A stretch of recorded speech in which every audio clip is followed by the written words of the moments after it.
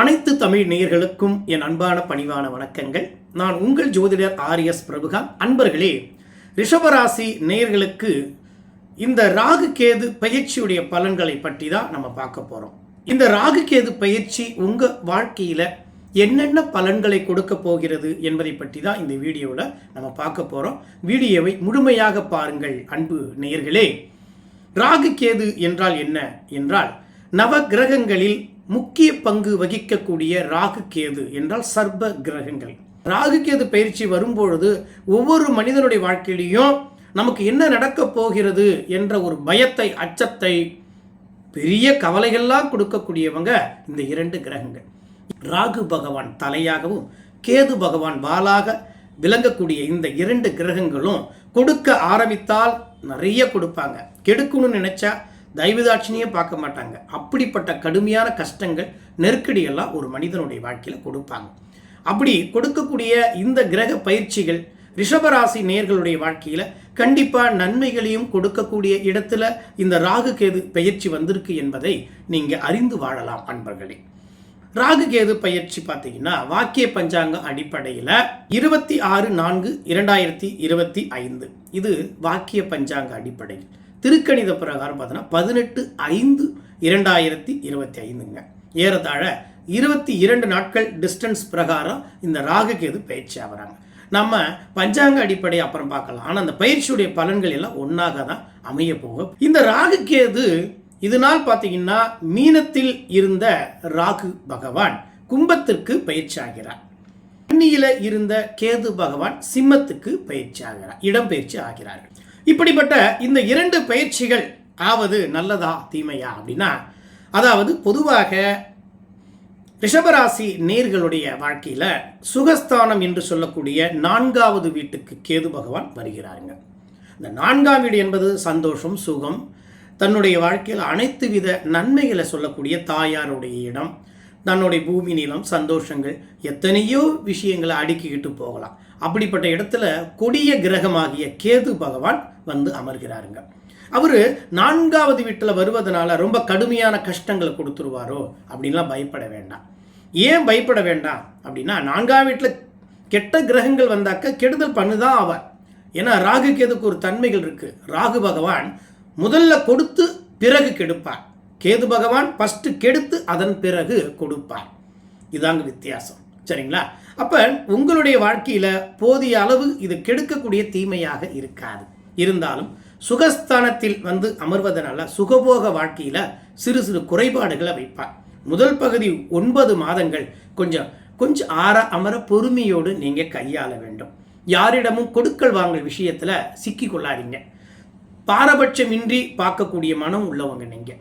நல்ல குணம், நல்ல சிந்தனையாளர், நம்பிக்கை உடைய குணம் உள்ளவங்க. யாரையும் அவ்வளோ சீக்கிரம் நீங்கள் நம்ப மாட்டீங்க. ஆனால் நம்பிட்டீங்கன்னா அவங்கள கடவுள் போல நம்பிடுவீங்க. இதை மாதிரி எல்லாரையும் வெளுத்ததெல்லாம் பால் என்று நம்பி நீங்கள் போய் விழுந்துடாதீங்க அன்பர்களே. அப்படி விழுந்துட்ட பிறகு திருப்பி உங்களை எழுப்பி தூக்கி நிறுத்துறதுக்கு கடவுள் வந்தால் மட்டும்தான் முடியும். மனுஷன் யாரும் வரமாட்டாங்க. ஏன்? நவக்கிரகங்கள் ஒவ்வொரு விஷயங்களை ஒவ்வொன்றும் பண்ணிடுவார்.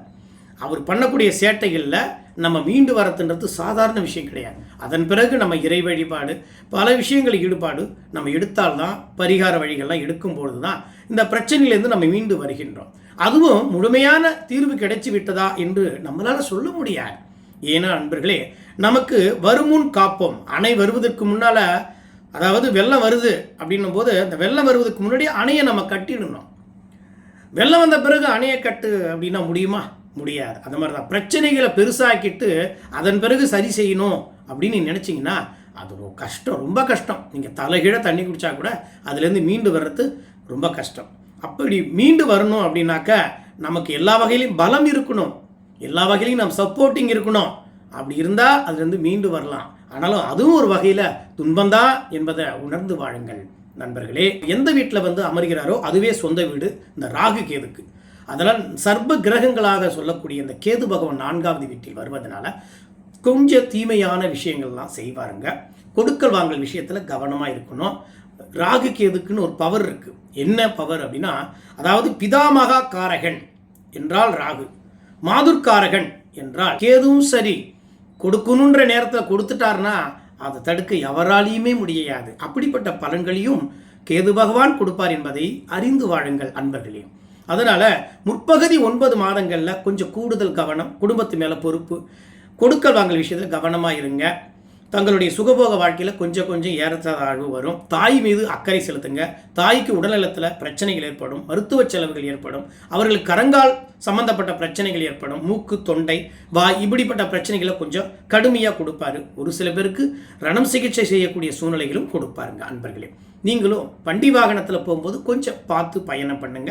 இறை வழிபாடு செய்வது நல்லது.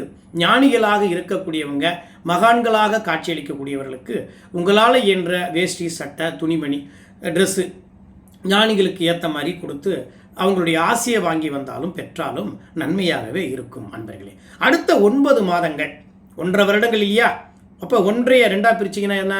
9 மாதம். 9 மாதம் முற்பகுதி, அடுத்த பகுதி 2வது பகுதி 9 மாதம். இந்த 2ல் 2வது பகுதி கேது உங்களுக்கு கண்டிப்பாக நிறைய கொடுப்பார். அப்போ வாழ்க்கையில் நல்ல முன்னேற்றத்துக்கான அடித்தளத்தை கொடுப்பார், நல்ல சம்பாத்திய உயர்வு கொடுப்பார், உங்களுடைய வாழ்க்கையில் சுய தொழிலுக்கான வளர்ச்சியை கொடுப்பார், நல்ல நன்மைகளை கொடுப்பார், நல்ல நண்பர்களை கொடுப்பார். தங்களுடைய வாழ்க்கையில் எதெல்லாம் பிரச்சனைகளாக கொடுத்தாரோ அந்த பிரச்சனையை அவராகவே சரி செய்திடுவார். இன்னும் ஒன்று என்ன அப்படின்னா, ராகு கேது அமைந்திருக்கக்கூடிய இந்த வருடங்கள் ராகு கேது 2மே பகைப்பெற்ற வீட்டில் போய் அமர்ந்திருக்காங்க.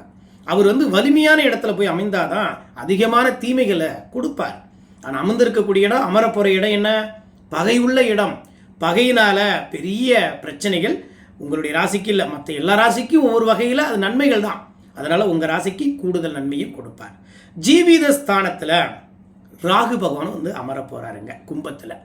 ஜீவித ஸ்தானம் என்பது தொழில், உத்தியோகம், தங்களுடைய பதவியை சொல்லக்கூடிய இடம். அதனால் தேவையில்லாத சின்ன பிரச்சனைகளை கொடுக்கலாம். ஆரம்ப காலகட்டங்களில் நன்மையை கொடுக்குற மாதிரி கொடுப்பாரு, பிறகு கொஞ்சம் தீமையும் கொடுப்பார். இருப்பினும் எதிலையும் அக்கறையோடு பொறுமையோடு கையாள வேண்டும். சுயதொழில் தொடங்க வேண்டும் என்றால் 4 கிழமை பார்த்து தொடங்குங்க, அது ரொம்ப நல்லதாகவே இருக்கும். தொழில் மீது கூடுதல் கவனம் செலுத்த வேண்டும். முதலீடு செய்யும் போது பிஸ்னஸில் கொஞ்சம் பார்த்து அக்கறையோடு செய்யுங்க. விரலுக்கேற்ற வீக்கம் வேணும். நம்ம ஆடம்பர செலவு பண்ணாலும், தகுதிக்கு மீறி செலவு பண்ணாலும், தகுதிக்கு மீறி செஞ்சிட்டிங்கன்னா அகலக்காலம் வைக்கவே கூடாது. பாதாள குழியில் தூக்கி நம்மளை சாட்சி விட்டுரும். அதனால் இடம் பொருள் அறிந்து வாழ வேண்டும் என்று சொல்லுவாங்க. அந்த மாதிரி உங்கள் தகுதிக்கு என்ன முடியுமோ அதை செய்யுங்க அன்பர்களே. அதை இருக்கிறத விட்டுட்டு பறக்கிறதுக்கு ஆசைப்பட வேண்டாம். உங்கள் மேலே உள்ள அன்பு மரியாதையில் தான் இந்த விஷயங்களை நான் சொல்கிறேன். இவ்வளோ பேர் அனுபவத்தில் நான் ரிஷபராசி நேர்களை சந்திச்சிருக்கேன். நல்ல மனிதர்கள், நல்ல குணம் உள்ளவங்க, பழகுவதில் நல்ல பண்பாடவர்கள், எப்பயுமே கெத்தாக இருக்குன்னு நினைப்பாங்க. அவ்வளோதான். யாருக்கும் அடிபணிஞ்சு போக மாட்டாங்க, கை கட்டி பதில் சொல்ல மாட்டாங்க. இதெல்லாம் இருக்க வேண்டிய நல்ல விஷயங்கள் தான். அது அவங்களுடைய தனிப்பட்ட ஹேபிட்டு. கடவுள் உங்களுக்காக இப்படி தான் உங்களை படைச்சிருக்கிறாங்க. ஆனால் எதை செய்தாலும் தெளிவோடு செய்யுங்க, கவனத்தோடு செய்யுங்க. அவசரப்பட்டு தவறான முடிவுகளை மட்டும் எடுத்துடாதீர்கள் அன்பர்களே. அதனால் ராகு பகவான் போக போக உங்களுக்கு கூடுதல் நன்மைகளை கொடுப்பாரு. தொழில் உத்தியோகங்கள்லாம் நல்லா கொடுப்பாரு. திடீர்னு தனவரவை கண்ணை மூடிட்டு கொடுப்பாருன்னு சொல்லுவாங்க. நீங்கள் நினச்சி கூட பார்க்க மாட்டீங்க. ஷேர் மார்க்கெட்டில் நிறைய லாபங்களை கொடுக்கலாம். செய்கிற தொழில்களில் பல லட்சம் அவங்கவுங்க தகுதிக்கு ஏற்ற மாதிரி பெரிய லெவலில் உங்களுக்கு வருமானத்தை கொடுப்பார். நல்ல நட்பு வட்டாரங்களையும் உங்களுக்கு உருவாக்கக்கூடிய சூழ்நிலைகள் உண்டு. உறவு சம்பந்தப்பட்ட விஷயங்களை கூடுதலாக கவனம் செலுத்த வேண்டும். எந்த உறவையும் பகையாக எண்ண வேண்டாம், ஆனால் உறவையே முழுமையாக நம்பவும் வேண்டாம் அன்பர்களே. இதையெல்லாம் நீங்கள் உணர்ந்து செயல்படுவது ரொம்ப நல்லது. குடும்பத்தில் வயதானவர்கள் இருந்தால் அவங்கள கூடுதலோடு கவனம் செலுத்தி பார்த்தால் ரொம்ப ரொம்ப நல்லது என்பதை நீங்கள் உணர வேண்டும். வருகின்ற இந்த ராகு கேது பயிற்சி உங்கள் வாழ்க்கையில் முத்தான பயிற்சிகளாக அமைய நானும் இறைவனை வேண்டி வணங்குகின்றேன். கண்டிப்பாக உங்கள் வாழ்க்கையில் ஒரு புதிய திருப்பத்தையும் அத்தியாயத்தையும் இந்த ராகு கேது கொடுக்க வேண்டும் என்று இறைவனை வேண்டி பணிவோடு கேட்டுக்கொள்கிறேன். நிச்சயமாக உங்களுக்கு உயர்வான நல்ல பலன்களையும் நல்ல முன்னேற்றத்தையும், உங்களுக்கு இந்த உலகம்னா என்னன்ற நல்லது கேட்டதை எல்லாத்தையும் உணர்த்தக்கூடிய காலத்தில் ராகு கேது வரார் என்பதை எண்ணி வாழ்க்கையை தொடங்குங்கள். வாழ்க்கையை அழகாக வாழ பாருங்கள். கவனத்தோடு செயல்படுங்கள். கண்ணியமாக வாழலாம் அன்பு நேயர்களே. மீண்டும் ரிஷபராசி நேயர்களை ஒரு புதிய வீடியோ பதிவுகள் மூலமாக தங்களை சந்திக்கின்றேன். என்றும் அன்புடன் உங்கள் ஜோதிடர் RS பிரபுகாந்த். நன்றி, வணக்கம். அன்பு நேயர்களாகிய உங்கள் அனைவருக்கும் வணக்கம். நமது சேனலை புதியதாக பார்க்கக்கூடிய நேயர்களாக இருந்தால் நமது சேனலை சப்ஸ்கிரைப் செய்துக்குங்க. ஷேர் பண்ணுங்கள் உங்கள் நண்பர்களுக்கு, ரிலேட்டிவ்க்கு. நான் சொல்கிற விஷயங்கள் உங்களுக்கு சரியாக இருந்தால் நீங்கள் செய்யுங்க, இல்லைன்னா பண்ணணும்னு அவசியம் இல்லைங்க. கண்டிப்பாக நான் சொல்கிறது நடக்கும். உண்மையாக பாருங்கள், கண்டிப்பாக நுணுக்கமாக பாருங்கள், நிச்சயமாக நடக்கும் என்பதை மறக்க வேண்டாம். உங்கள் வாழ்க்கை மென்மேலும் சிறந்து விளங்க இறைவனை வேண்டி வணங்குகின்றேன். நன்றி, வணக்கம்.